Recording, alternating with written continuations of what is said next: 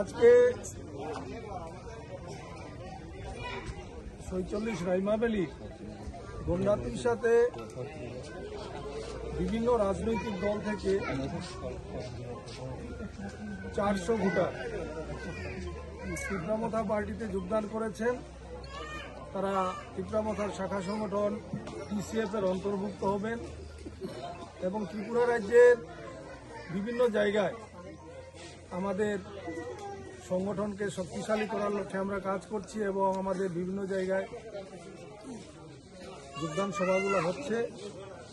আমাদের উদ্দেশ্য যে ত্রিপুরা রাজ্যের উন্নয়নের স্বার্থে ত্রিপুরার মহারাজা পদ্মকিশোর মাণিক্য বাহাদুরের নেতৃত্বে যে ত্রিপুরামথা দল, সেই দলকে শক্তিশালী করার জন্য আমরা বিভিন্ন জায়গায় এই যোগদান পর্ব করে যাচ্ছি এবং বিশেষ করে আজ থেকে যেটা সবথেকে আনন্দের ব্যাপার, আমরা বিভিন্ন জায়গায় যাচ্ছি কিন্তু সেখানে একটা যে বার্তা মানুষের কাছে যে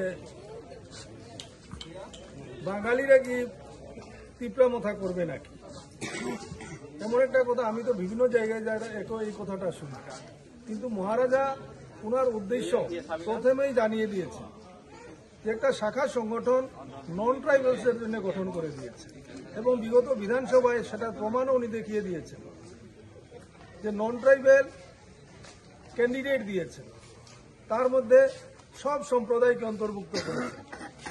মাইনরিটি থেকে 2 জন প্রার্থী করেছেন, মণিপুরী সম্প্রদায় থেকেও 2 জন প্রার্থী করেছেন এবং আমার বাঙালি ভাইদের এখান থেকেও 16 জন প্রার্থী করেছেন। সেটা এর আগে কোনো জনজাতি ভিত্তিক রাজনৈতিক দল ত্রিপুরা রাজ্যে করেনি। তো মহারাজার উদ্দেশ্য সমগ্র ত্রিপুরা রাজ্যের উন্নয়ন, না কি এখানে শুধু ত্রিপ্রাসাদের উন্নয়ন। সেইভাবে একটা বিরূপ প্রচার বিভিন্ন রাজনৈতিক দল করে যাচ্ছে। কিন্তু আজকে যারা এখানে যোগদান করেছেন তাদেরকে আমি আন্তরিকভাবে স্বাগত জানাই। তারা মহারাজার যে উদ্দেশ্যকে সফল করার জন্য আজকে ত্রিপুরামথা পার্টিতে যোগদান করেছেন। সবাইকে ধন্যবাদ।